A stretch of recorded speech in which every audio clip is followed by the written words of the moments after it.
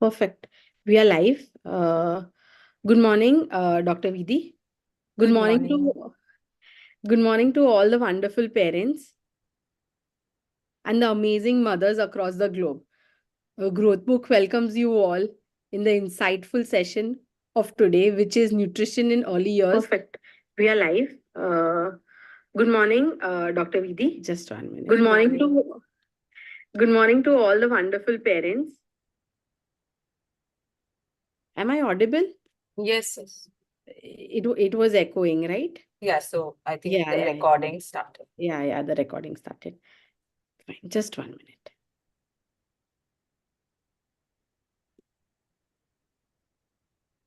At Growth Book, we are a team of dedicated doctors and parents committed to providing scientific knowledge on parenting. We are a companion in the parenting journey from 2018 with a focus on providing accurate information and support.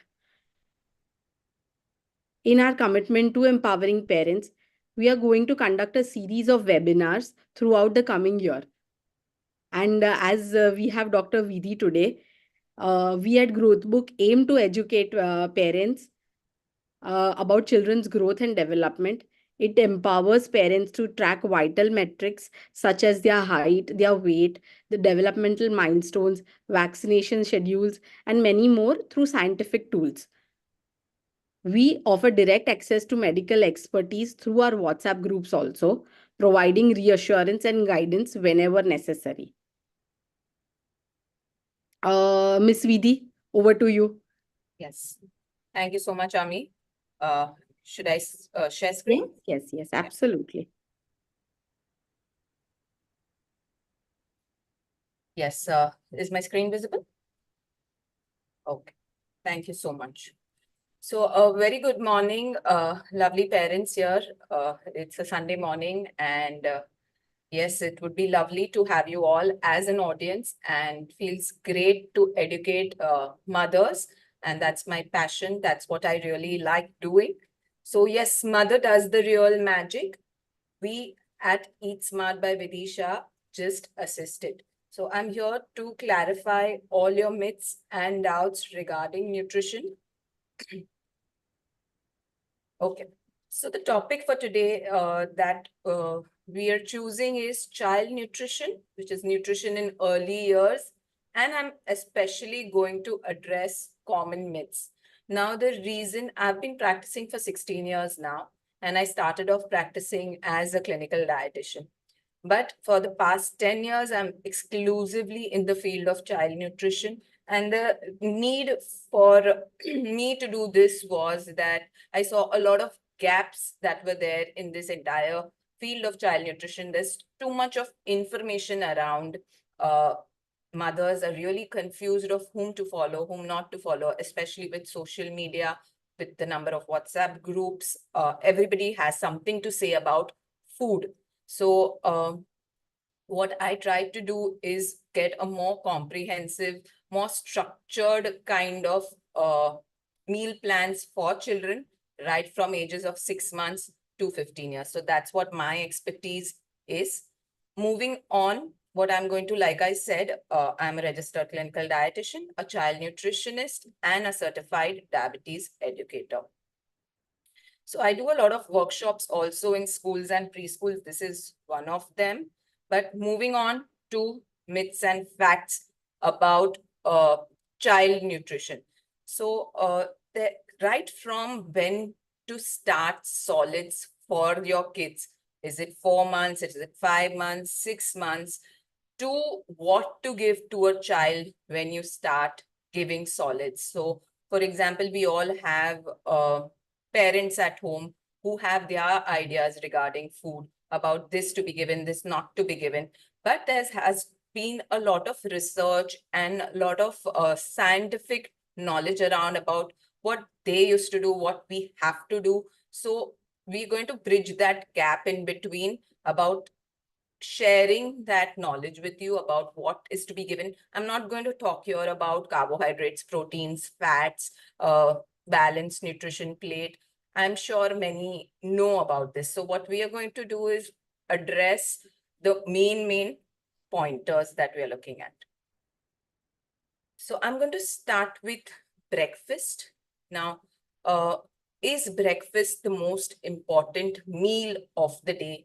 Is a big question. There are many kids who are not hungry in the morning, and we as mothers try to force them early in the morning to eat a lot of things.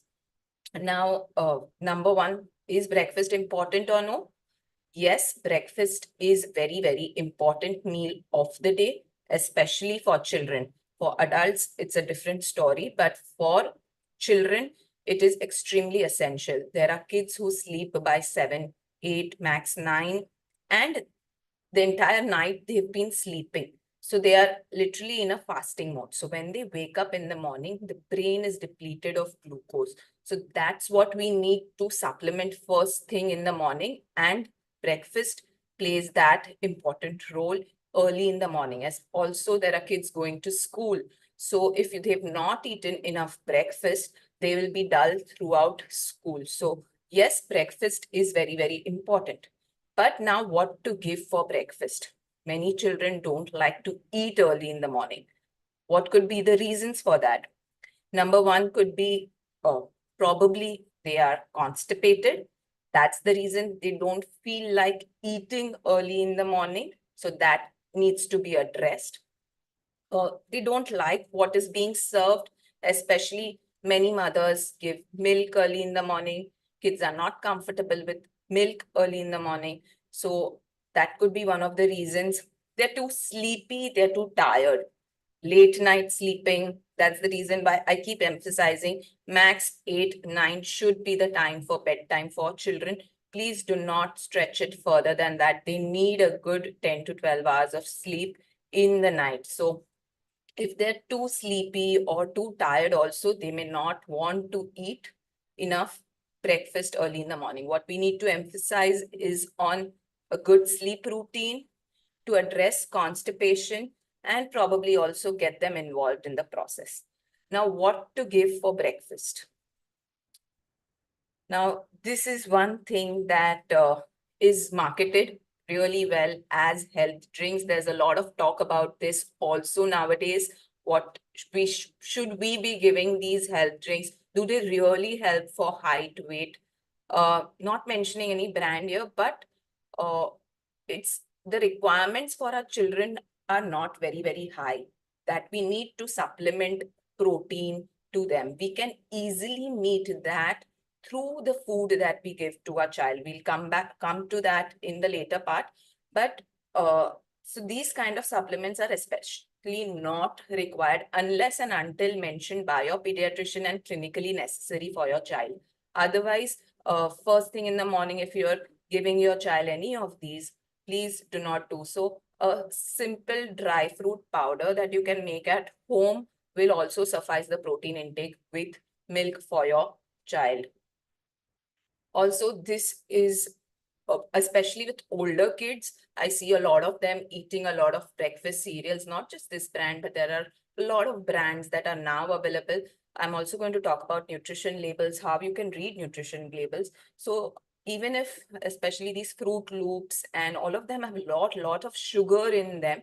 So especially looking at India, there are a variety of options that are available for breakfast. We have a wide range of, right from your poha upma to your South Indian idli dosa to your porridges, your nachni porridge. At 6 months, what you can introduce is your nachni, your oats, your wheat, your rajgira. All that can be included in breakfast.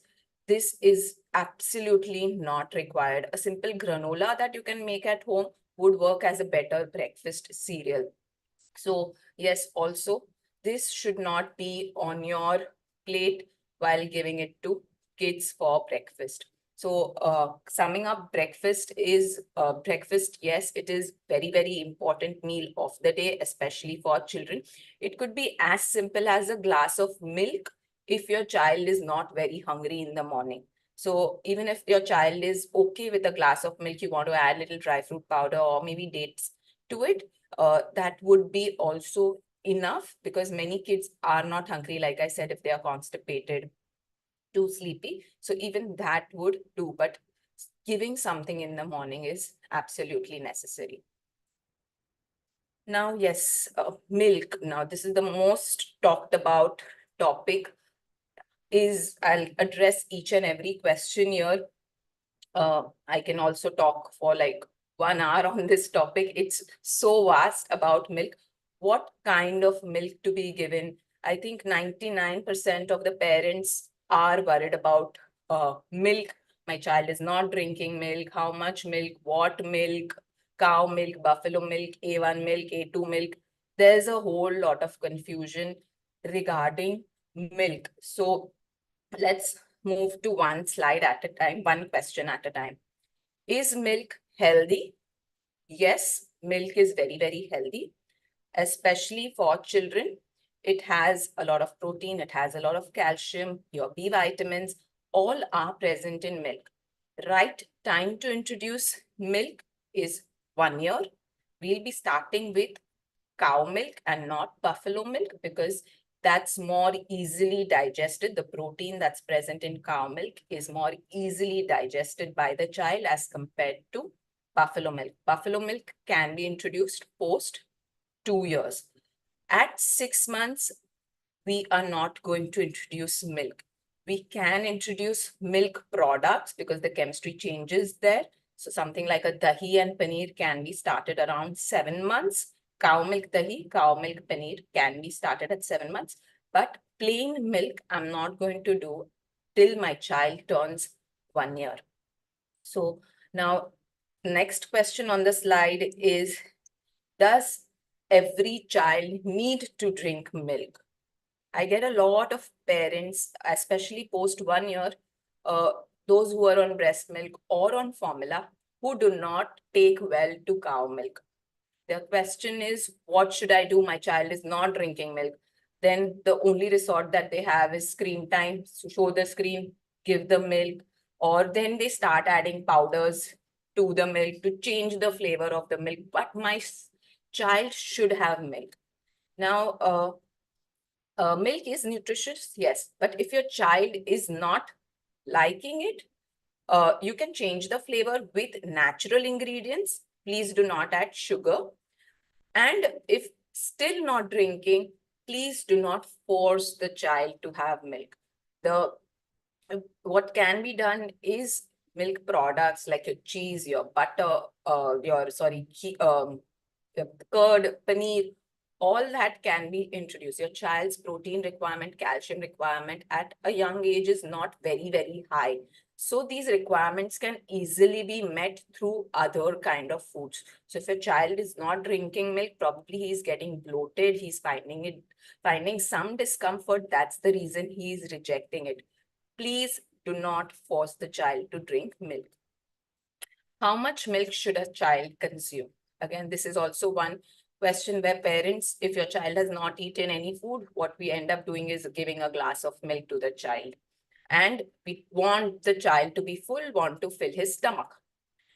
The amount of milk post 1 year, especially post 10 months, if I say, should not exceed 300 ml. That is 10 ounces, be it formula milk, be it breast milk, be it cow milk. In a day, the child should not be consuming more than 10 ounces. That's the maximum. You can go below that and incorporate other kinds of protein sources, but milk should not exceed. The reason being, your child tends to fill stomach with milk and does not eat solid foods.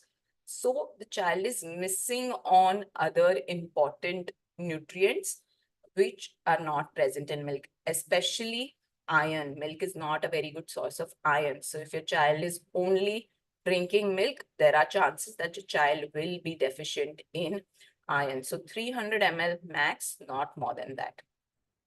Which milk, cow or buffalo? I think I addressed that. Start with cow milk at 1 year. Post 2 years, you can introduce buffalo milk.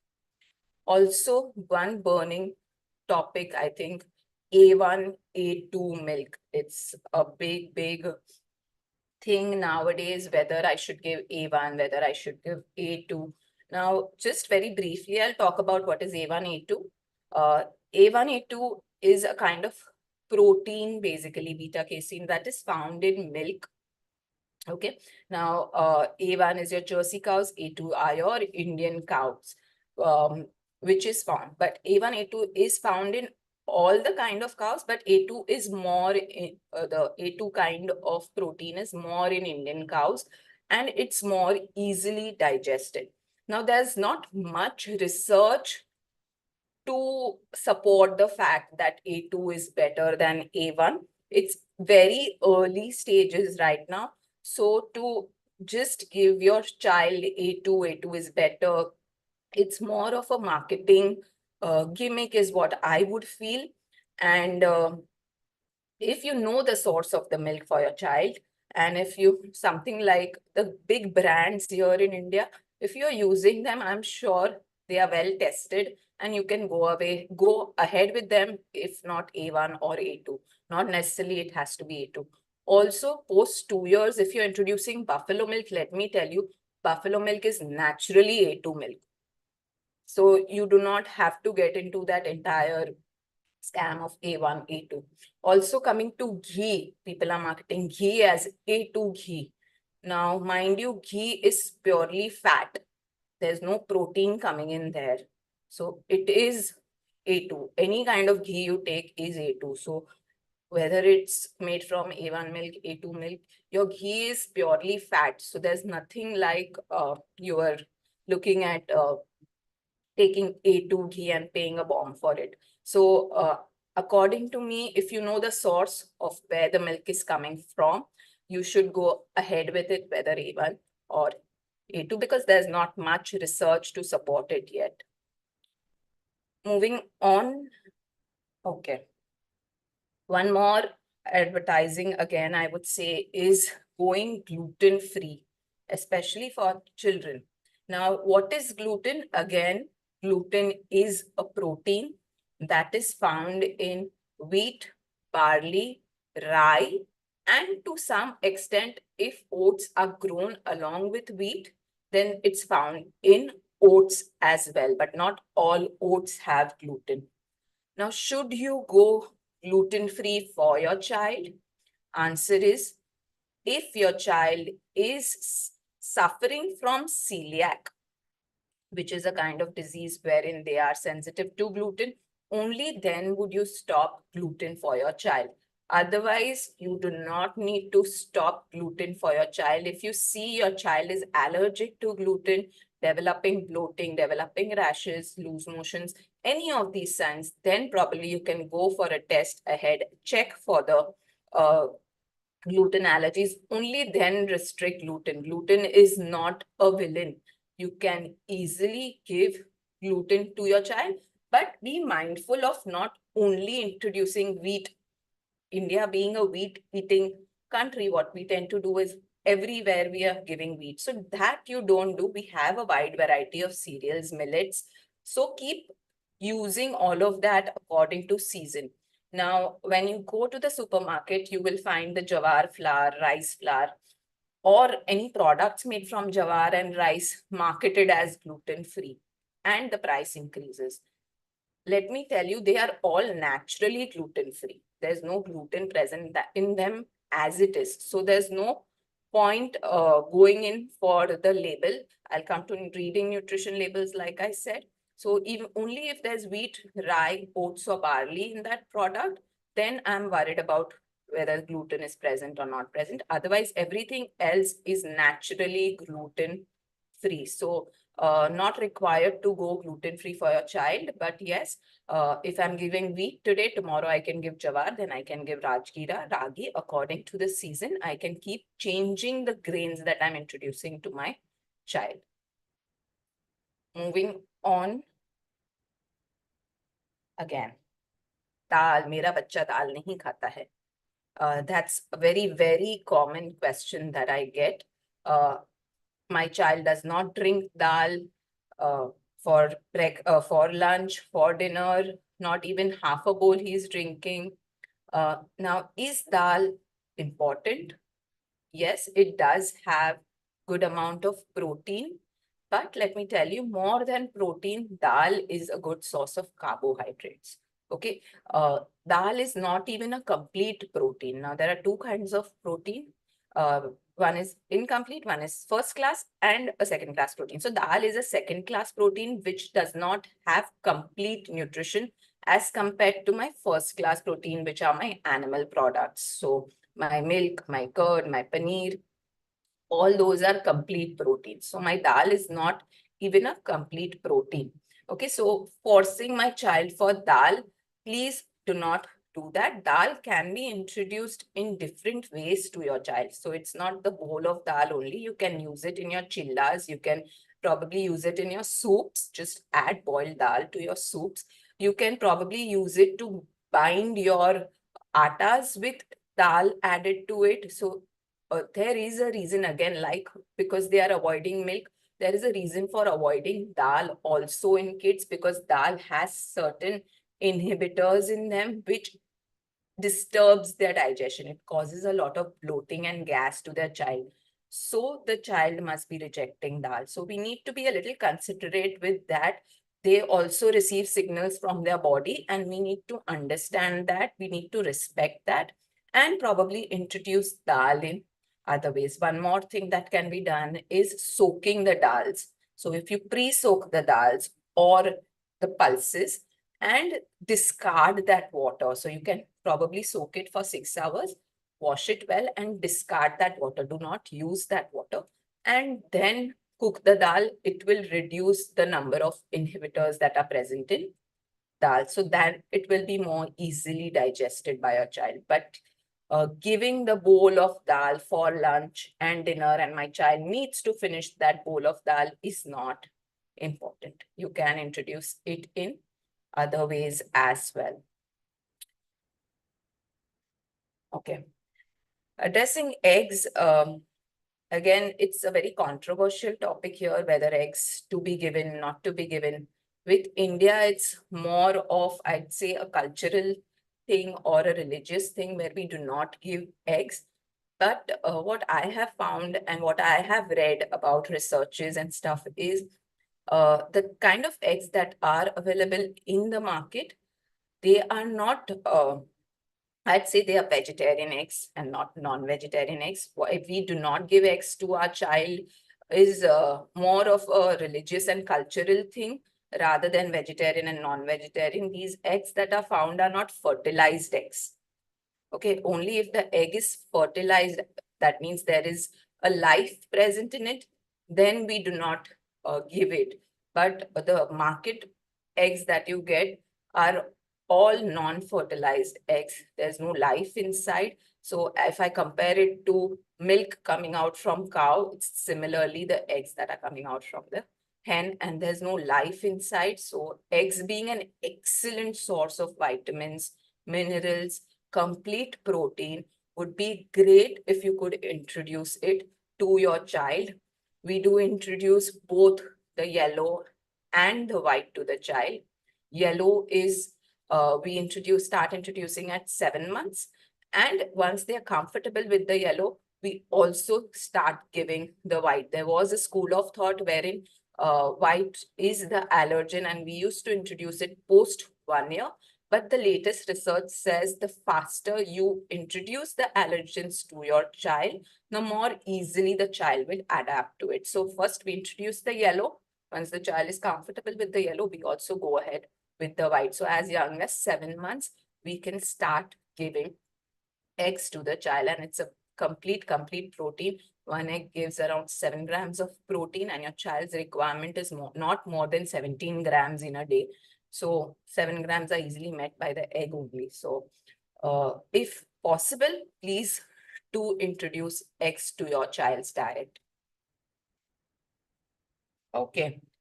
Now, sugar is another topic where we can talk and talk and talk. There are at least 100 different names in which sugar is available. So all these names here is sugar. Writing refined sugar free will be written on the packet. But when you turn the packet, there are these various other names that are there. All of this is sugar, not only your refined sugar. Below 1 year of age, I believe giving jaggery is also jaggery, or too much of dates or date powder is also what I do not suggest. I do introduce dates post 7 months, but there is a limit to what we introduce. Refined sugar not to be given till 2 years for sure. Post that, they are going to be introduced to it once they move to schools, once they attend parties, birthday parties. So that is where the exposure is going to come. But at home, please do not give refined sugar to your child. Also, please read labels, the kind of cereals, the ready cereals that you get, the Cerelacs and all that you get in the market, all have sugar. So please read the labels before. Even the big brands that are available in the market all have sugar. So please read the labels.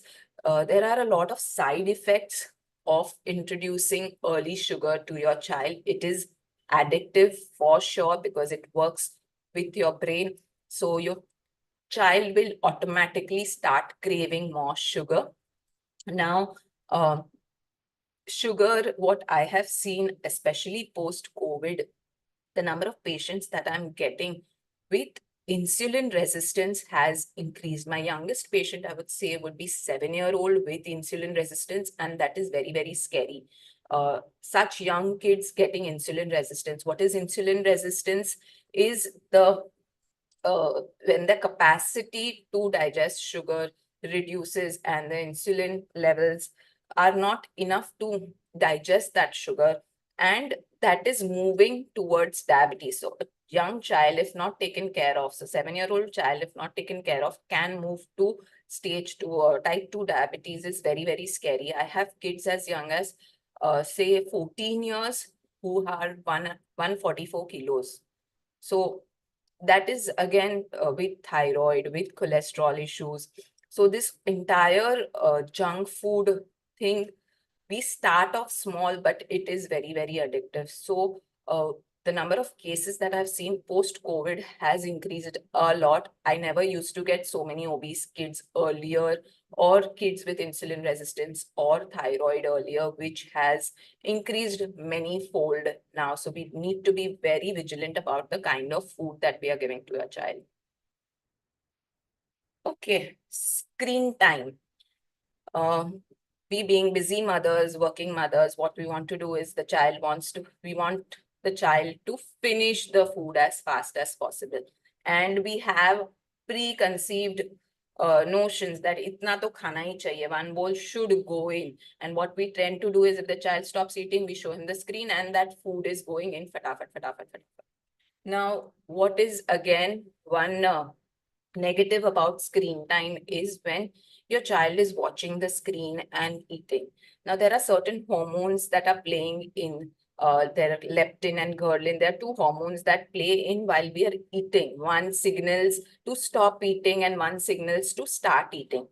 Uh, when you're watching the screen, those signals are not understood, okay, by the child. And as you grow, even your body will stop taking those signals as you age. That is one of the main reasons why kids are watching the screen and eating. They do not understand when to stop.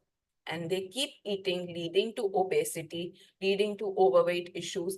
That's one of the major reasons why the amount of obesity has increased. India is the diabetes capital of the world because of the kind of obesity that's seen nowadays. So screen time should be a complete no for the kids. If your child is addicted to the screen, please try to taper it down. Do not give the child a shock. And please be a role model. Not only the mother, it applies to the father as well. I understand the father is back from work, he's tired and he wants to sit and watch TV and eat, but your child is very smart. They will mimic what you do. So please be a role model for your child. Encourage more of family meals. That will ensure that the child is not looking at the screen. Not only screen, any kind of distraction, singing, dancing, toys should be avoided. Food should only be the focus while eating. There will be days when your child will not finish the food. It's okay, but that's how you will build the habit.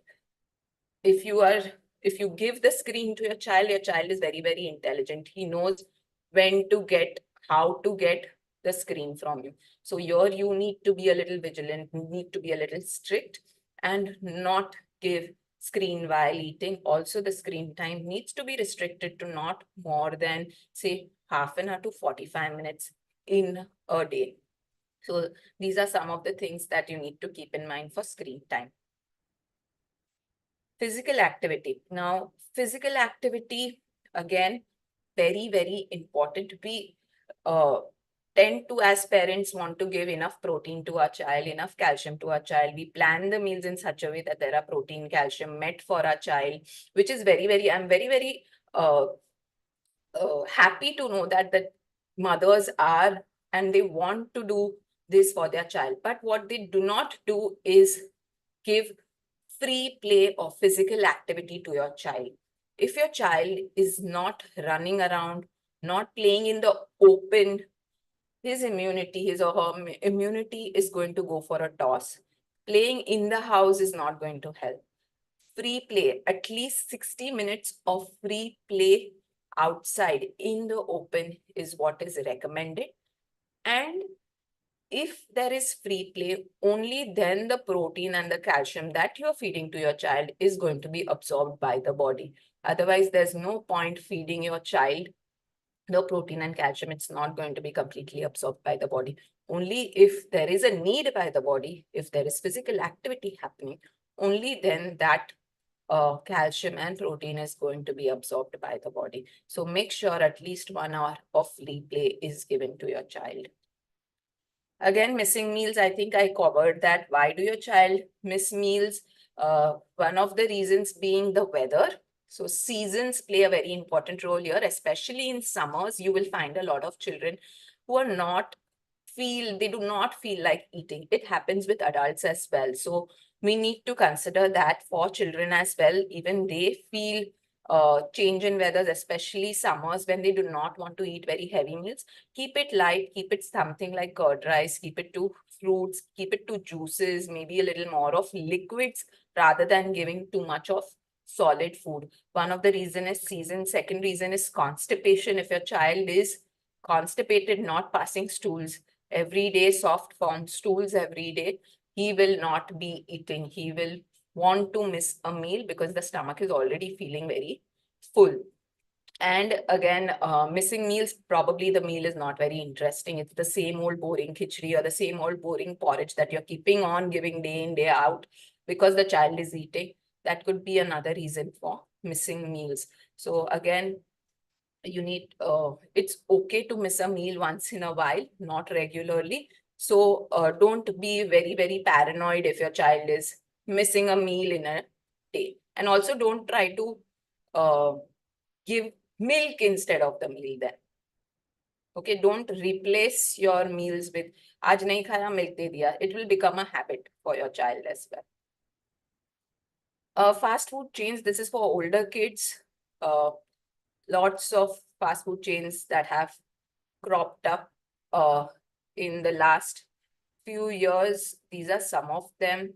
What effects do they have on your body? These are some of the effects that we have seen in children, right from giving extra calories, sugar spike, weight issues, cholesterol, bloating, shortness of breath, asthma cases have increased, acne, dental problems, depression has increased. So all your fast food chains lead to all these problems in your child. These are some of the chemicals that are found in fast food. Again, all these chemicals are what are used in your cosmetic products, which go in your fast food. So be very mindful of what you're giving to your child and how regularly with these fast food, with these delivery apps, also it's become very, very easy to call for these foods at home. So yes, you can give, but how often are you giving? Probably once in a month. There are families who go every week to the malls and eat this. Please do not do that. Maybe once in a month where you've eaten something, because if you restrict your child completely, also that is not going to work because as the child grows, then secretly he's going to eat, or he's going to go out with friends and eat it, and that is going to be more of a trouble. So probably, yeah, once in a while, if your child has eaten something, it's fine, but not regularly. Also, these are some of the warnings that are issued. In India, you will not see any of these warnings, but these are compulsory in the US outside the fast food chains, where it says it is a cause of cancer. So please be very mindful when you give this to your children. In India, you will not see any of these signs, but it is a proven fact. Okay, this is very, very interesting and very, very, again, I can talk for an hour on reading nutrition labels. I do conduct workshops for reading labels, especially for school children who go and buy packets from the school canteen or outside. So how important it is to read nutrition labels. What you need to do is look at the ingredients. Okay, the first three ingredients on the packet are present in the most amounts in that packet. So if you see, for example, here, yeah, I'll come to this, yeah. Here it would be refined wheat flour, which is present in the most quantity, followed by palm oil and then salt. Coming to salt, the some amount of salt that is present in this noodles especially meets up to 37%. Now 890 mg is twice the amount of sodium that your child requires. Okay, so again, too much of salt not to be given to children. This is found only in one packet. These are the juices that we give to our children, especially birthday parties. I see a lot of this. I don't understand why at birthday parties we need to give a pizza and pasta and these juice packets when we have, again, a lot of food items which are healthy, especially in the Indian cuisine, that we can give to our children, as simple as a pav bhaji or a idli, and you have your nimbu pani, you have your buttermilk, you have your fresh fruit juices that can be given to your child. Your sugarcane juice can be given to your child. Why do we indulge in these kind of packets? Okay, this is not for children, but yeah, this is for the parents. We don't give it to our child, but we want to drink it. Your child is looking at you, what you are drinking. He is learning from you. You see the amount of sugar that is present, the amount of sodium that is present here. Total sugars is 55 grams in this bottle of Coke. So if you are drinking it, your child is also going to drink it. So when you stop, your child will not go for it. So please be a good role model to your child. Again, a lot of energy bars we tend to give to our children, especially those children who are good at sports or who are inclined towards sports. We try to give them a lot of energy bars, but those that are present in the market, see, like this one says zero added sugar, but there is malitol, which is 12.7, which is also a sugar. Okay, so we need to be, again, very mindful of reading labels. Now, how to encourage healthy eating? That's my last slide now. How would you encourage healthy eating? Number one, please be a role model. Your child is going to see what you are eating. Mother is eating everything, but the father has a lot of choices. Your child is learning from that. If you are forcing your child to eat something, make sure you are also having that on your plate. I encourage a lot of family meals. The child sees what you're eating and the child will eat then. So especially 2 meals in the day, make sure are family meals. Get the child involved in the activity of the entire food process. So it could be as simple as going to the grocery store or buying fruits and vegetables, growing fruits and vegetables at home. So simple things like palak, which grows fast, tomatoes grow fast, chilies grow fast. All those small things, if you get involved them, let them do a little bit of cutting, chopping, making something like a sandwich or a bhel. All those small things will encourage them to eat good food, eat nutritious food. I think I will end there and open it to Ami for any questions. It was really wonderful, Thank ma'am. It was insightful also. The ingredient part, it was really interesting. And I think people here don't tend to read that and just focus on no Yeah. sugar, no calories or zero Yeah, so calories the and they front is purchase. what we tend to see first, and that is what is misleading. You always need to turn the packet, read the ingredients, read the labels. That's what you need to learn, how to read nutrition labels, because that is very misleading. Correct. And the like there are so many different names to the sugar given, Correct. which people, the common people don't know. No, no. And it is misleading. Yes, yes. And it's Okay. addicting. The Yeah, sugar yeah, is it is. addictive. Yes. Sugar is addictive. Can I Okay. stop screen sharing now? Yes, yes, yes, Oh, absolutely. I have a few questions asked by oh, parents. sure. We'll start. Like the first question is, my baby is 8 months old. Can I start cow milk? Like you have covered it, but it Right. has still come up. So Yeah, it's so like I said, we can give cow milk products like your curd and paneer, but milk as per we will start only post 1 year, not before that. okay. There is a parent from Kolkata. Hmm. They have asked, my pediatrician has advised to avoid salt and sugar till 1 year. So is that correct? Yes, yes, very much correct. I would say sugar till 2 years, like I was emphasizing on. Salt, that salt is basically sodium chloride. That much of sodium is not required by your child at such a young age. The child is getting that sodium through the food that you're giving and through the breast milk. So the requirement of the child is not very high. Also, their kidneys are still developing. So if you put an overload of salt and sodium, your kidneys would not be able to process that much. So that's the reason why we avoid salt till 1 year, and post 1 year we gradually introduce salt and a full family meal to the child. Okay.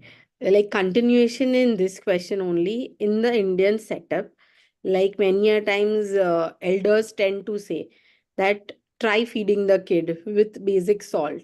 So आगे जाके like there will be no problems. So how to handle that situation? No, so see the child till say 6 months, 6 months, till 7.5 months, the flavor, the taste buds are not yet developed fully. So till 7.5 months, I do not introduce any kind of flavors to the child. It is very, very plain food. Post 7.5 months, there are so many different kinds of flavors that you can introduce to a child. So this putting of salt, because they never tasted salt, first of all. So if you taste the food, probably you will not like it. But do not do that. Give your child other flavors like your jeera, your ajwain, your garlic, your ginger, cloves, cinnamon. All that can enhance the taste of the food. Salt, like I previously also mentioned, not to be given. There are certain cases where we do introduce, also depends on the weather, especially in summers, we would probably add a pinch of salt because of the kind of weather. The child tends to sweat a lot. There's a lot of sodium loss that is happening through the sweat. Then probably we would think of introducing only a pinch of salt if the child is not eating completely. Otherwise, no salt. Okay. Uh, my kid is 7 years, like it is above the Older. age. Yeah, yeah, he's quite older, and the parents have not introduced sugar. So is Okay. it healthy or is it okay or how to take it? Yeah, it's completely okay if you not introduce sugar to your child. But again, don't restrict the child too much. Like I said, if your child wants to taste something and if you are continuously objecting to it, like I said, when the child grows older and independent, he will overindulge in those things. So once in a while, here and there, if your child is having an ice cream or a chocolate or a cake, piece of cake, please let the child eat. You cannot be very, very restrictive to uh, that extent, wherein once the child is independent, or then what we see is when the child goes to another child's house to play or goes to birthday parties, they tend to pounce on such foods then if they taste it once. So that should not happen. Okay. Our next question is from a mother in Jamnagar. Her daughter is 4 years old and she is a fussy eater, basically. And she's not gaining weight due to that. So, how to handle the situation? Uh, I think that would require a complete assessment of what she's giving, a daily routine, what is our weight, what is our height. Sometimes we tend to worry only about weight, weight, weight. We are not checking the height of the child. Okay, growth is not only weight, it's also the height of the child. The child grows both ways, it's weight and height.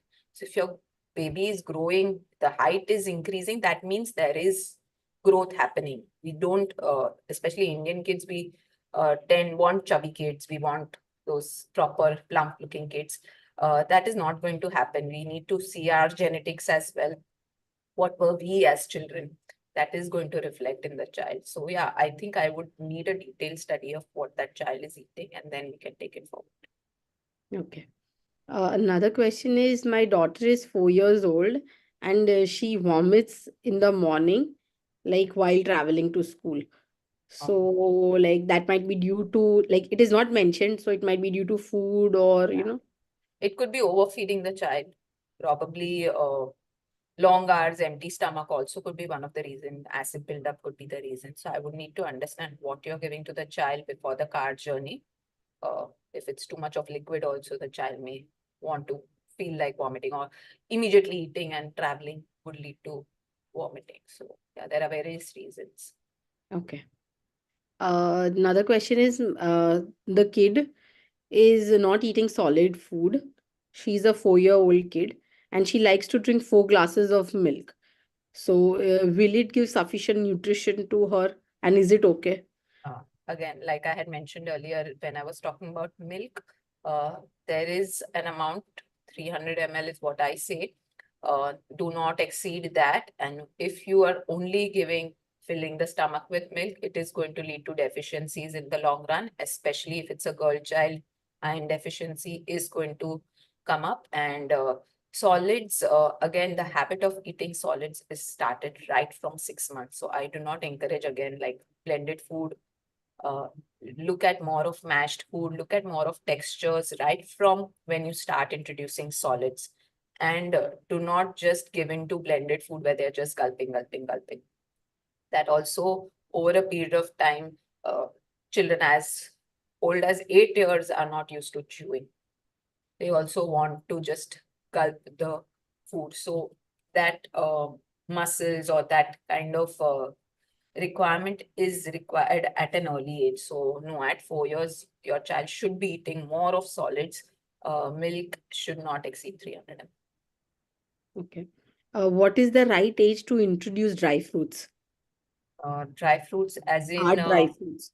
nuts. It's not mentioned, but Yeah. I like So to add. what we do is dry fruits, as in anjeer, dates, raisins, all that we introduce at 7 months. Okay. Soak it overnight or just boil it in water and introduce it in porridges and different kinds of foods. But nuts, I try to introduce post 10 months in the form of powders. So we introduce, again, because they are proteins, chances of allergies, nut allergies. Not in India. Indian kids, we do not see nut allergies as much. But when we go abroad, there are not, especially in the US, there are a lot of nut allergies. So we introduce one nut at a time post 10 months in the form of powdered nuts. And when can the kid use the full nut? Full nut, again, you have to be mindful. Start with small pieces and you need to supervise. And once you know that the child is comfortable, especially I think post 2 years, when you know that the child is not just going to gulp it and get choked, then once you know that he's chewing it well, any kind of food, then post 2 years you can introduce. Okay. Next question is from a mother in Mumbai. She has asked, my child is not gaining weight since 2 years. His diet intake is good, Hmm. and his weight is constant as at 13 kgs, and he's 4 years old. Uh, 4 years old and 13 kgs. Okay. Yeah. Again, one important point here is the height of the child. Okay. Whether the height is enough, or probably he must be a tall child. Okay. Also, not gaining weight, there could be multiple medical reasons as well, which needs to be addressed by the pediatrician, or they may be certain foods which are not suiting the child, or he's not being able to digest it well. So that again needs to be clarified in detail by the pediatrician as well as the nutritionist. Okay. A question is from Bangalore. How do I get my kid eating vegetables? She is absolutely not eating it.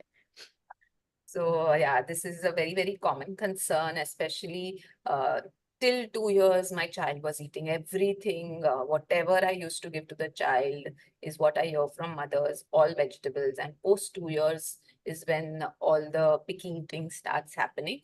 So again, many pointers here. Number one is be a role model. Number two, take them out, take them shopping for vegetables, encourage them, show them different colors of the vegetables, talk to them. There are quite a lot of books that are available now which tell the importance of vegetables, which vegetable. Also, if your child does not like the vegetable in the form of a sabzi, like we do a rotli dal bhat sabzi. If he's not liking it that way, there are many other ways to introduce vegetables. It could be grated in the parathas, it could be in the form of a puree, it could be a soup, it could be a raita, it could be a gravy. So, or a stir fry with little cheese on top. So various ways to introduce vegetables. Also not important that your child is eating all vegetables. Even we do not have all the vegetables. Even we have our choices. So respect the choices that your child has. Uh, Not necessarily, like I said, your child will eat all the vegetables. As and when he grows, also introduce few vegetables. Our likes, dislikes keep changing. I may not eat a particular vegetable when I was a child, but now I'm eating that. So that likes, dislikes will keep changing. It happens with us as well. So respect that and do not try to force feed the child with all the vegetables possible. Okay. Another question is my child is 2.5 years old and I will be sending her to preschool. So can I offer peanut butter to my child in the Yes. tiffin? Yes. So again, with nut butters, many schools do not allow nuts and nut butters because again, tiffins could be shared and that you need to check with your school whether it's allowed. But nut butters, you need to either make it at home. Okay, number one, or find a clean brand for nut butters. Read the nutrition label of what are you giving to your child. So nut butters, yes, a good source of protein, weight gaining as well. Uh, but you need to check what you're giving to the child. Nut butters, the brand is very important and would be best if you can make it at home. Okay. The next one is I'm a working parent and unable to cook at home regularly. So what is the best food I can give my kid? He's 3 years old. Again, now need to understand the schedule here. Lots of things that can be prepared and given the schedule of the child, the schedule of the mother, everything needs to be kept in mind here, and the kind of food will differ accordingly. So I would not suggest pre-cooking and refrigerating the food, but yes, quick meals are possible and a detailed understanding would be required here. Okay. Are probiotic yogurts to be given to my 4-year-old? She loves eating it and can eat two, three in a day. Yeah, again, hidden sugars here, uh, especially one brand that is very, very popular, and we tend to give it to our children and they love it. So, in the name of probiotics, you're giving a lot of sugar to your child, and that sugar is disturbing the natural bacteria, good bacteria that is present in your child's gut. So, it's not doing any good, it's only doing harm to your child. The best form of probiotic that you can give to your child is homemade curd, homemade dahi. In that, then if you want to add a fruit or you want to add dates, go ahead with it, but the market bought ones are not. If your pediatrician is giving you some probiotic that your child requires, which is medically certified, go ahead with it. But the store bought ones, please do not. Okay. The next one is from a parent in New York. How can I increase calcium intake in my kid? We have just found out that he is lactose intolerant and he's 4.5 years old. Okay. Now, if the child is lactose intolerant, there are other plant sources that for calcium that you can introduce to your child. There's broccoli, there is green leafy vegetables. Um, you have sesame seeds that can be introduced. You can introduce nuts to your child. So a lot of plant-based protein source, calcium sources that can be given to the child or milk, and their requirement is not very, very high, like I keep repeating. At 4.5 years also, the requirement can be met very, very easily through a plant-based meal as well. The next question is what kind of juices can be given to my 3.5-year-old? What is better, raw fruit or juice? As my child does not eat the fruit but drinks the juice. Yeah. Now, 2 points here. When you eat a raw fruit, it's the fiber that is more important, which is required by the child so that the child does not get constipated. And number two, fruit juice, when you're giving to your child, it's at least in one glass of juice, there would be 3 fruits that are going. It is number one, liquid calories that you're giving to the child, and too much of sugar. Even if it's natural sugar, it's high in sugar. So if you are probably straining the juice, then your fiber is lost. You're breaking the fiber basically. So it's not helping as such. Vitamins, minerals are there, but the main source, that is fiber, is missing in juices. Once in a while, yes, you can give juice to your child. Like if there was this orange Mozambique season, maybe 2 to 3 times a week, you gave them juice. Freshly squeezed juice at home, not the packaged ones, is okay. You can do a lot of nimbu pani, you can do a lot of sugarcane juice, especially in this season. Sattu ka pani, you can do a lot of these things, bel ka sharbat, all that can be done. Fruit, I would prefer a whole fruit is always more better than giving juice. Like, due to time constraint, we'll just take two, three more. Okay. One is a question asked from a mother in Kerala: how to start finger fruits, and what are the easy Indian options for that? Finger foods, we do start at as young as 7 months. So there's a lot of mothers who ask for BLW, that's baby-led weaning now. So what we do is a combination of both traditional and baby-led weaning. In baby-led weaning, we do introduce finger foods as young as 7 months. We do educate the mothers what things to be given to the child. So we start with fruit sticks and boiled vegetable sticks. When at 7 months, we have to keep in mind that they are your pointer finger size and 2 inches thick, something that your child can hold, not very, very hard. Half-boiled vegetables, fruit pieces is what we start with, then moving on to boiled eggs, maybe chicken drumsticks. These are the different kinds of foods that we probably, rice balls. So depending on the age of the child, the kind of finger foods keep changing.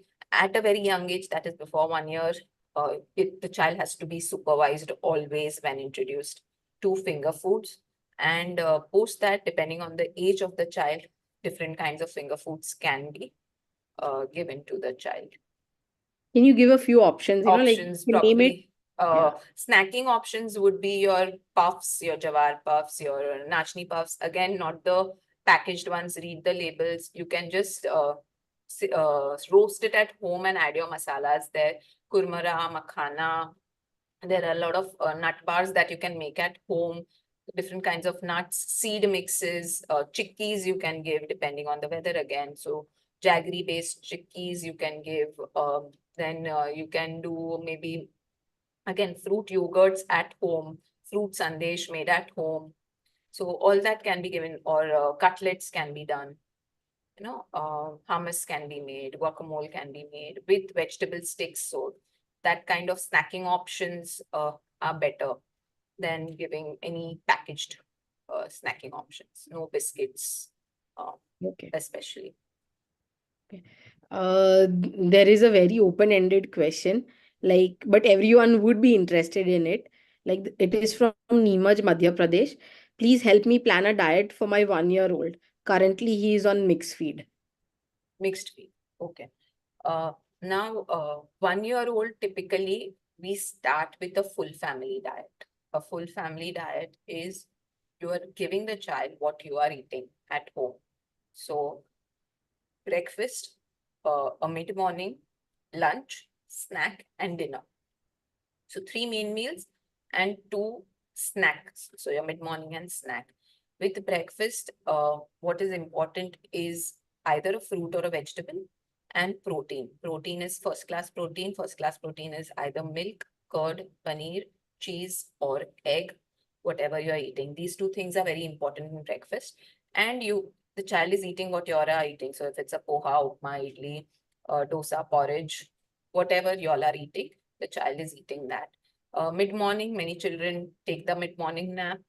If they're not taking the mid-morning nap, keep it very, very simple, like maybe half cup of fruit or a little bit of nuts or a date nut roll, or maybe a coconut water, very light at that time. Lunch has to be a proper lunch. So there are certain cereal servings that you will give to your child, roti, dal, or roti and rice. How much roti, how much rice varies from child to child.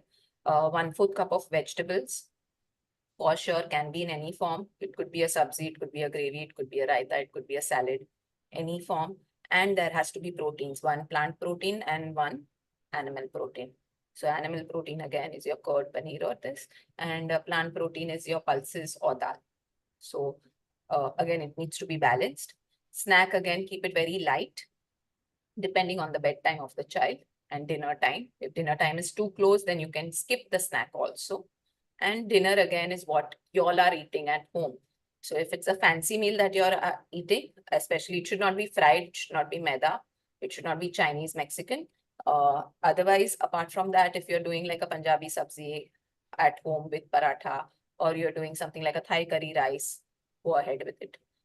I'm okay as far as it is made at home and using the right ingredients. A pasta is also what I introduced. There are various baked dishes that you can give. If it's a Gujarati household, a dal dhokli can be given, pulao, biryani. So it's a full family diet at 1 year. But again, it depends on how you've started at 6 months. So you need to come to that at 1 year. Okay. Like there are more, but I'll message you over and we Sure. can answer them over their WhatsApp Okay, sure. No because problem. the time is done. Yes, Thank yes. you once again, Vidhi ma'am, for joining us, and it means a lot to all the members in Team Book, Growth Book, and thank you so much. Dr. Anand also has joined. Yes. Hello, Dr. Yes, Anand. thank you, Vidhi, and it was a wonderful session. It was highly informative. You pointed out very rightly what is the need of our is the nutrition literacy. Right. Parents need to start reading nutrition label. It is Labels. absolutely important because Yes. everywhere, like the big brands are doing so much of marketing. It has zero sugar, it has A2 milk, and a lot of things are coming. So it is very important to read nutrition label, and we should start making more and more such awareness videos, Correct. which can help parents to make right choices. Yeah. So So what I'm I very feel happy. is keep it very simple. I mean, just go back to your basics, keep it very simple, and don't be overwhelmed with all the marketing and all the new things that are coming up. Yes, that's what we also advise in our consultation in our WhatsApp groups also, just to prefer more home-based foods, avoid sugar and salt as much as possible, go for fresh fruits, and avoid fruit juices. So yeah, thank you so much for sharing time, and I'm very happy Thank you that so much. it was very informative, and it will be helping a lot of parents. Yes, my pleasure. And to all the parents who have joined us, like if you want to consult Dr. Vidhi, you can go through our app. Her timings and everything is mentioned, so you can use her. You can use the services also. Thank you, everyone. Have a happy Sunday. Thank you, Vidhi ma'am. Thank you, Ami. Thank you, Dr. Anand. Yes, thank you so much. Thank you. Thank Yeah. you, Ami.